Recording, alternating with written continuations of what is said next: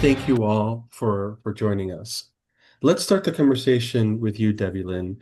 In the column "We Are Chicago," you asked, "Is it law and order when ICE are patrolling American neighborhoods, hunting undocumented people, or part of a larger authoritarian play to use SWAT-style takedowns and raids to scare people into surrendering their civil rights?" Tell us more about what you wrote. Yeah, well, part of this blog was really reflecting on how do we, the people, get to decide between the tension of our civil rights and defending civil order, and who gets to decide what civil order is. And so we're weighing in right now on our Constitution and defending our rights or not. I specifically cited in that article the SWAT-style raid on the apartment building in Chicago on October 2nd. And for me, it looked like a play straight out of the authoritarian playbook, where they were trying to scare people into submission or giving up their rights. And we don't know the real reason why the building was targeted, but we know civil rights were violated, specifically the Fourth Amendment, which requires a warrant before entering homes. And out of the hundreds of people that were disrupted, 37 arrests were made, and only one had ties to the alleged gang that was the stated reason for the raid on this building. And then we found out later that the property owner had not been maintaining the property for years. They were in violation of many of the city codes and supposedly a supporter of the president. So then I started wondering, like, not only was this about civil rights and civil order, but maybe it was just an outsized or overreach of state authority to do evictions at the behest of the owner. We haven't even touched on the trauma that it caused. And in this essay, I also talked about or compared and contrasted the 1968 police riots and the overreach of state authority then, and compared it to what was happening now. And so I was trying to bring up this question, if you will, of who defends our civil rights, if not us. Mhm. Yes, I'm a resident of Chicago, and it's just the image after image that we've been seeing, especially from residents through social media, is heartbreaking, and it absolutely puts into question law and order and authority. And as you've done in your answer and in your blog, when you start to peel the onion, more questions are being asked about the Trump administration's hard stance on immigration. One of the things that we're dealing with is the political tug of war of the deployment of the National Guard and Rachel, and guarding what the moral cost of militarizing our cities. You write, when National Guard members are ordered to confront civilians, um, the effects are profound, not only for the communities they might be sent into, but for the service members themselves. And I thought that was very interesting because, of course, we're seeing the impact that it's having in the communities, but not often are we talking about the people, the service men and women that are put into those situations. Tell us about your article. Exactly. Thank you for the opportunity to contribute to the conversation in the Fulcrum and for having me on today. That piece really came out of my concern about how these kinds of political decisions, so militarizing our cities, affects not only the communities, but also the service members themselves. So much of the discourse around deploying the National Guard into cities like Chicago, Portland, LA, DC, it's been about the communities, and that's right. But I also wanted to widen that lens and remind people that the National Guard members that are being ordered into these cities did not sign up for this, right? Many people join the military as a means out of poverty for steady pay and benefits, like being able to attend college. They did not sign up to patrol their own neighbors. And so when National Guard members are ordered to confront civilians, they are being placed in a really precarious position that conflicts with the spirit of why most of them joined in the first place.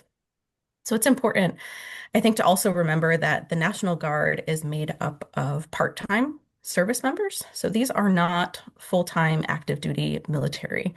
We can think of them as being citizen soldiers. These are people who are spending most of their time living and working in civilian life in our communities.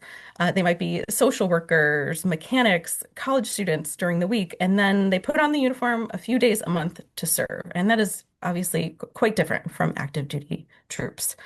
But in the research that I've conducted, I study the mental health of people with high stress occupations, including military service members and especially National Guard members. And what I've learned through this research is that the psychological toll that these folks experience isn't just about danger or trauma. It's also about moral conflict. So when people are asked to do things that really conflicts with their own deep-held personal moral beliefs or their sense of purpose or ethics, that is when we see something called moral injury. And in the context of combat experiences, right, I think it's easy to conceptualize what moral injury might look like there if someone is asked to do something that violates their own deeply held moral beliefs. But in the context of what's happening in our cities, we're also seeing moral injury among these service members because they are asked to do something that violates oftentimes their own personal ethical code.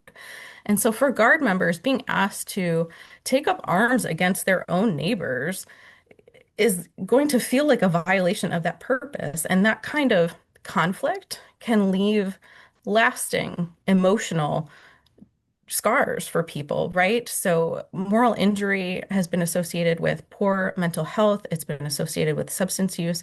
It's even been associated with suicide. And so these are things that affect the service members themselves, but also the communities that they return to after, this mobilization or deployment ends. And so for me in writing this piece, I think that at its core, this isn't just about military policy, but it's about who we are as a country, right? National Guard service members represent Americans who are stepping up to serve their communities, not to control them. So when we have leaders that use the military for political purposes, they risk harming both our democracy and the people who have been sworn to protect it. Great observations. Yes, absolutely.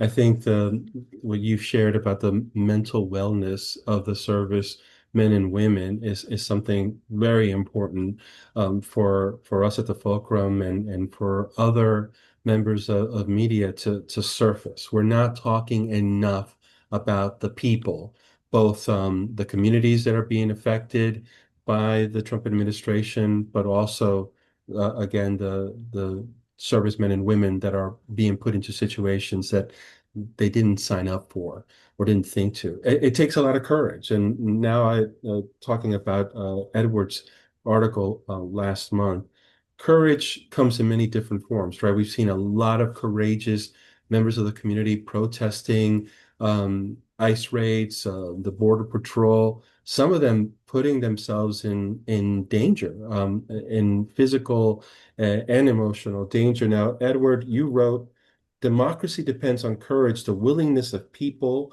with something to lose to speak when it matters most. Some institutions still hold, but others are buckling, and we've seen a lot of buckling. Tell us about that and your column, Courage is Contagious. Thank you, Hugo, and thank you to Debilyn and Rachel for some really great insights. I wrote Courage is Contagious to show that when people stand up, others follow. That's sort of like the core argument I have there. Courage actually spreads historically and practically when ordinary people take a stand because others will follow. We're clearly living through a time right now, as Debilyn really pointed out, because this administration, which won the election, and it has the authority to carry out its policies, including cracking down on illegal immigration, if that's the policy, because it is the law. But authority isn't the same as impunity, and implementation matters. Across the country, as Debilyn had said, we've seen masked armed men and unidentified federal agents brutally rounding up people of color, even detaining U.S. citizens with the same brutality, and for a time holding them without charges and with no due diligence. And we're not talking about law and order here. It's really cruelty. And Americans, whatever their politics, really don't accept cruelty as governing, or the undermining of due process or civil rights, including open elections. Courage is contagious is about people resisting that they turn individual fear into collective action, just as generations before us have done, and that democracy depends on courage, the willingness of people with something to lose to speak when it matters most. What's going on in the streets of Chicago is a good example of that. People protested primarily peacefully, were attacked, and then came back again. Debilyn mentioned the riots in 1968, and being old has few advantages. One is that I was there in Chicago in my early 20s, and what was happening there is totally different now. What's happening now is much more threatening to our democracy. There, people were protesting the war. The protest initiated with the public or people in the street, not with the police and not with the federal agents. What's happening now is completely different. So in 1968, the police action was in response. Here, the protest is in response to the federal action. Totally different. What the newspaper columnists did from even Fox News, CNN, and New York Times when the Pentagon insisted that they lose their press credentials unless they submit to censorship is another good example. Judges that have stood up are another example, even though they're trolled because of what they've done. Um, so I think there are examples of this all over the country. The election last night, I think, is a good example of masses getting together. And that I would say that there are many things being protested there, the economy and high inflation, but I would say brutality in the implementation of what could even be legitimate laws is not what the American public are looking for. And I'd say that in my article, tying to what happened last night, is I'm seeing from that reaction across the country, masses are maybe coming together here to maybe result in more organized protests, especially here in Virginia, where I live. Historically blue counties have flipped. Oh, certainly red counties have flipped blue in this election, which I think is really incredibly major. Courage becomes contagious when it stops looking like you're going to get into a lot of trouble because so many people are standing up. If you can't be the first, be the second. Someone is waiting to see if they'll be alone. And if you take that first step, others will follow. And I think we're seeing that happening all over the country. Brings up something that I'd like to ask all of you in closing this conversation, and that's protests. A lot of in the last couple of months, many people have questioned, do protests really work? Yeah, thank you for this question. I think I'm going to quote a little bit from one of our colleagues, Maria Stefan, in a paper she wrote recently, and her co-author on another book that authored Erica Chenoweth, who did the 3.5% rule. And they talk about any social or political change event needs to have 3.5% of sustained participation to succeed. And I think one of the things, and then there's like categories of support, and protest and persuasion are kind of like the generic everybody can do something element, right? And we saw the frogs and the inflatable costumes in Portland and the people blowing whistles in Chicago, and those are all examples of the courage that gets spread and helps the protests grow. So, but protests alone are not enough. There also needs to be non-compliance or non-cooperation with the authorities to remove their credibility to actually, like if the law enforcement is overstepping and stepping on our civil rights, non-compliance is the way to react that is beyond protesting. So protests are needed. It gives everybody that sense that they're not alone. It helps courage grow. But that needs to translate into non-compliance. And then slow by slow removing the support from that authoritarian overreach is how we will then see more election results that are strengthening democracy instead of weakening it. Yeah, I think, as Debilyn said, protests are great. They get people engaged. That is only the first step. So this is not enough. We need sustained engagement. So I think that what we're seeing now is incredible because it is getting people who were not civically engaged or engaged in the politics of what's happening right now. We're getting them up and off the couch, and people are starting to finally pay attention to what is happening in this moment. So the protest is great. But we need to build on this. And so we can, I think, look back historically to what has worked. Things like general labor strikes. We know when we start talking dollar signs, that is oftentimes what moves the needle. And so if we are at least able to, I think, harness some of the energy that we have going now, building on these protests into something more, that is where we're going to see some more sustained types of changes. The 1968 protests were successful not because they were violent, and they were. I don't condone that at all. I think Martin Luther King had a much better way to do this, nonviolent protest. I think the resistance that Debilyn was talking about, I think, is really critical too. But what happened in 1968 was because of everything that was in the news, because of the news that those protests garnished, my parents and others who were in favor of the war then came out against the war. That changed the voters. And so now voters were voting in for people who were against the war rather than for the war. And what I'm seeing here, last night was not an end in itself. What was encouraging was that it was national. What happened was national. There was a blue wave, if you want to call it that, nationally there. And then that becomes threatening in the next election, assuming that we'll have a free and open election, and I think and hope that we will.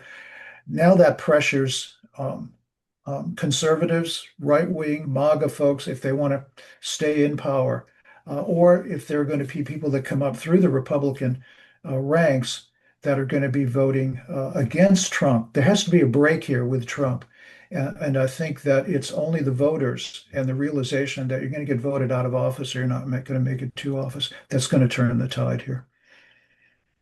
Yeah, and I think one of the things you mentioned, Martin Luther King, and one of the things that came to my mind in reading your piece, and even in this conversation, another quote is, "We won't remember the words of our enemies. What we will remember is the silence of our friends." And it takes courage to speak up, not just in protest, but around a dinner table, and really in a thoughtful and thought-provoking way really voice what you're really seeing and feeling, because too Mhm. often we retreat and stay silent for fear of repercussion.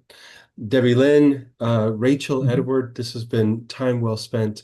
Thank you so much for your time and for your insights. Thank you for having Thank you me. all. You. It's Pleasure to so be great here. to be here.